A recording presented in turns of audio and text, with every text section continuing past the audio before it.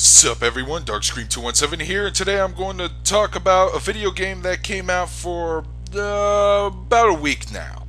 It's called Skullgirls, and it's available for the Xbox Live Arcade and PlayStation Network for about $15. Skullgirls is a 2D fighting game developed by Mike Z, and the artwork's done by Alex Ahad. They worked with Reverge Labs, and they even got Michiru Yamane to do some of the music for the game. She's best known for doing some music from the Castlevania series, including a little one title that you may or may not know called Symphony of the Night.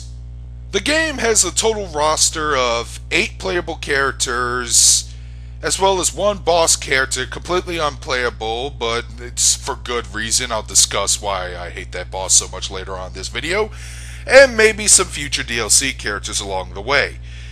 The story is that there's something called a Skull Heart, which is it's a basic MacGuffin hunt story in most of these video games, kind of like the Pandora's Box in the recent Street Fighter Cross Tekken. A Skull Heart which has the ability to grant somebody a wish or their heart's desire. However, if the person is corrupt, it will corrupt them, and they will become the future Skull Girl, which is the person who possesses the Skull Heart and becomes a final boss in maybe future games. I guess I'll talk a little bit about the graphics. It's, like I said, 2D fighter, hand-drawn. It's done by Westerners, but it has a huge anime-influenced style over it.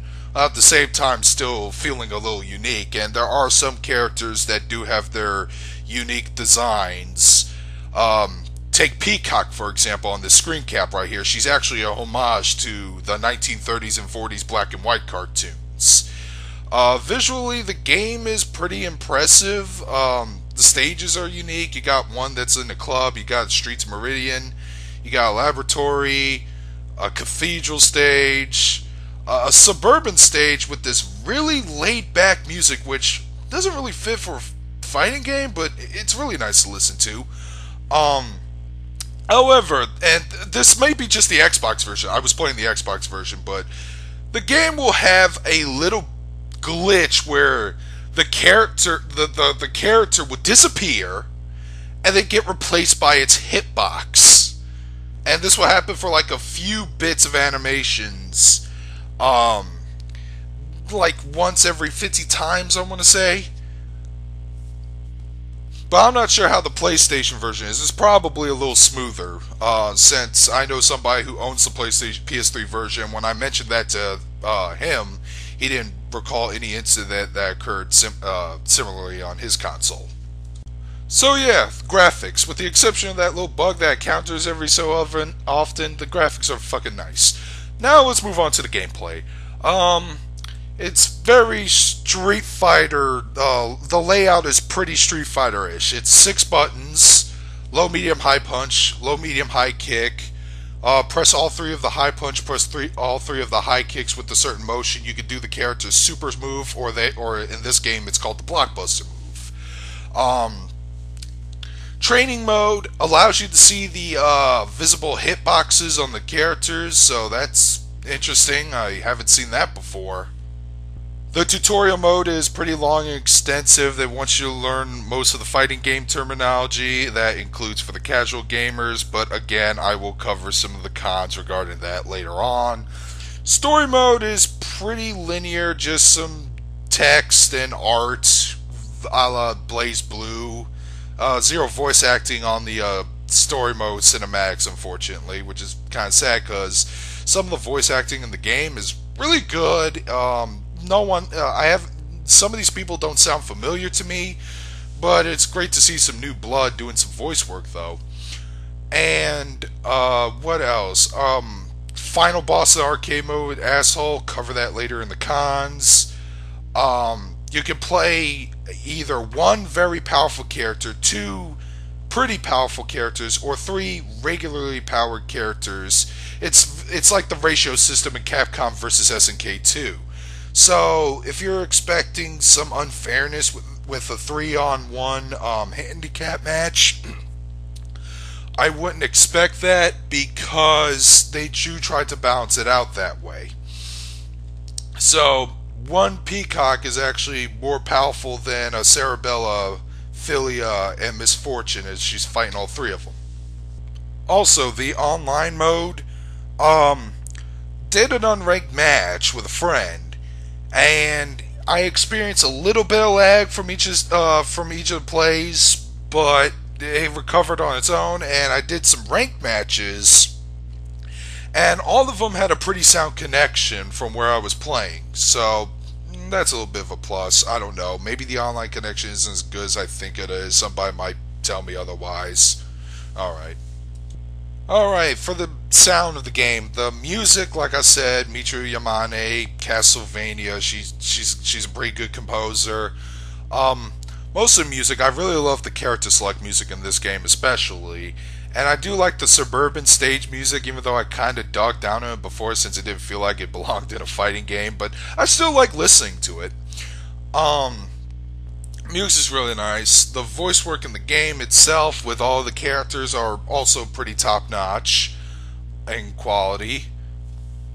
I really don't have much to say about that though. That's all I can say about the sound. And finally, I want to talk about the roster of the game, because back when I used to review fighting games, I talked about the roster. I thought that was pretty important for the game. There's a total of 8 characters, and I know a lot of people might give that game some flack for that, but here's my defense for it. The reason why I give games like Skullgirls and BlazBlue and the first Arcana Heart some slack when it comes to the rosters is because these are like very brand new fighting games. They just have a starting roster. This is their first title ever, so they didn't have time for their cast to grow extensively like Street Fighter and Tekken did, or King of Fighters. That's why I was kind of harsh on King of Fighters roster count, or at least King of Fighter 12s. But the roster in Skullgirls, it has some very unique characters in there. Like I said, I mentioned Peacock being the homage to the 1930s and 40s cartoons, and she's actually one of my favorite characters. You got a cat girl named Miss Fortune who can dismember her own limbs. She can even take off her head in the gameplay, and you can use that as an attack. You got Philia, who's got like a mutated hair monster on her head. You got Cerebella, a circus performer. I think she's a circus performer. I haven't played her story mode yet. Like I said, first impressions off book. She has like a hat with giant muscle arms on there. There's Parasol, who fights with an umbrella and a couple soldiers from her country. What else? Who else? Well, we got a ninja nurse named Valentine. Who else? Give me a second. Okay, I got it. Then you got Painwheel, an aggressive monstrosity with like a helicopter blade on her back, and Double, who kind of functions as a character similar to Seth from Street Fighter 4 and Durl from Virtua Fighter, except she's not the final boss in the game. As I predicted, she's actually one of the sub bosses with Valentine in the story mode. She uses other playable characters' attacks, but here's some interesting things about her. She actually uses attacks that were in the production stages of Skullgirls that were scrapped in the final cut and the version we got. So Peacock's block buzzer attack, where she drives on a car, runs you over, she doesn't have that move in the final game, but Double does. She also has an attack where she turns into a Easter egg Easter egg statue and fights like a Gradius enemy. It's pretty funny. Before I move on to the cons of the game, I also want to mention that this game is chock full of pop culture references of all kinds of stuff. Yeah, from other fighting games to just other video games like Super Mario Brothers.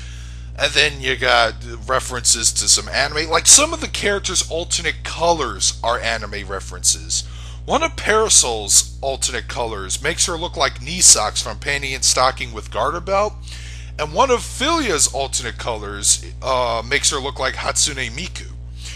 So, from just alternate color schemes alone, they're references.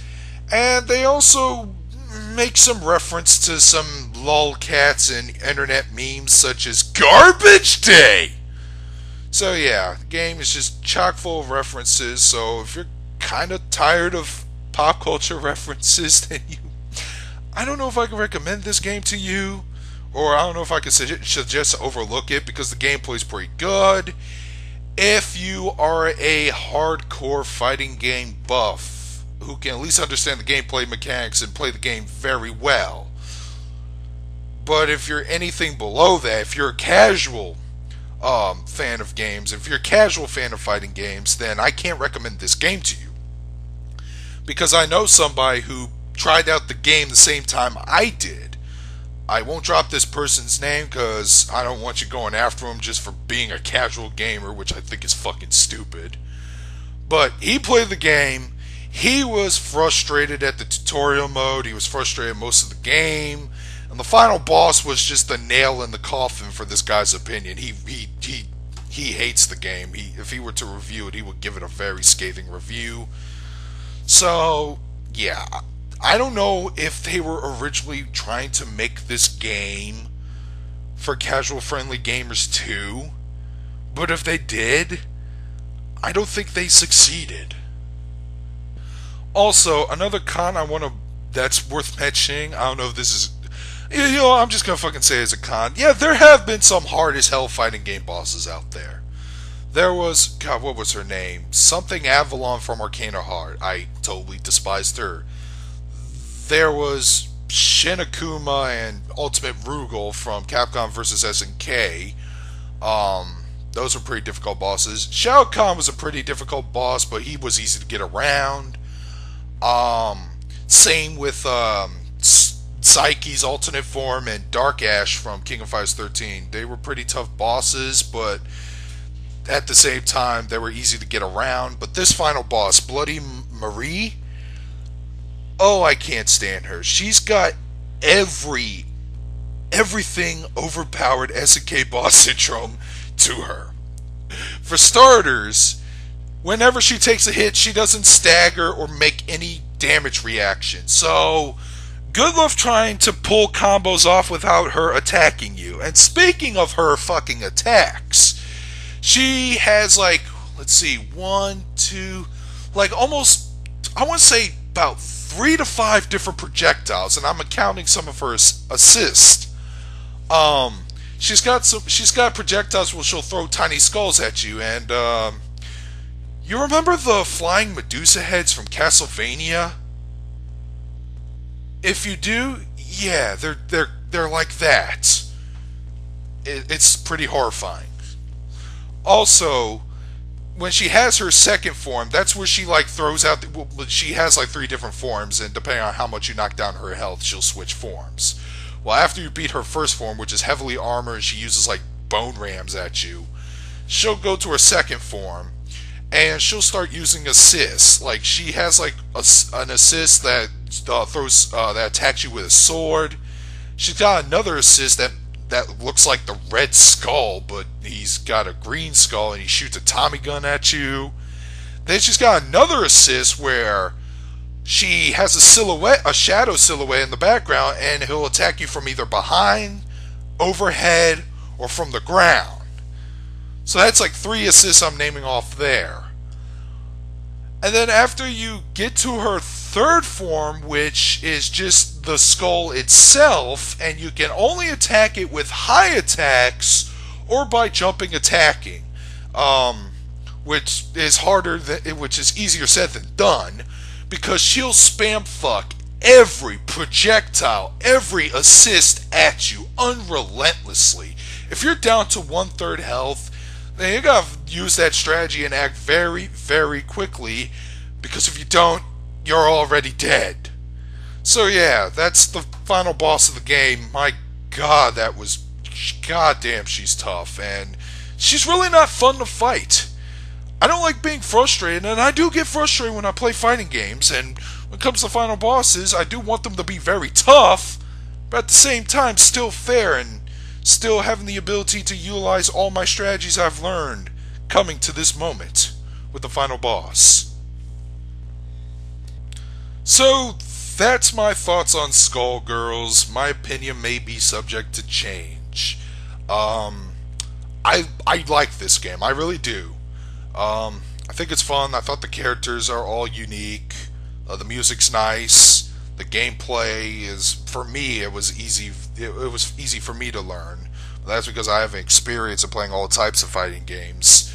Totally recommend it to hardcore fighters, but as for casuals, I would suggest avoiding it unless if you want to push yourself for a challenge. Oh, another thing I need to mention: even in arcade mode, no matter what, even on like the easiest difficulty setting, which is Sleepwalk, some of the enemy AI can actually do like advanced level combos on you, and there's no way to like burst out of it or parry out of it. There's barely any defensive tactics in there to get out of it.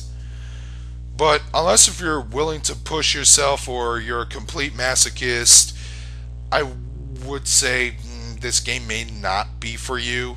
But if you're a fighting game enthusiast such as myself, it's worth the 15 bucks.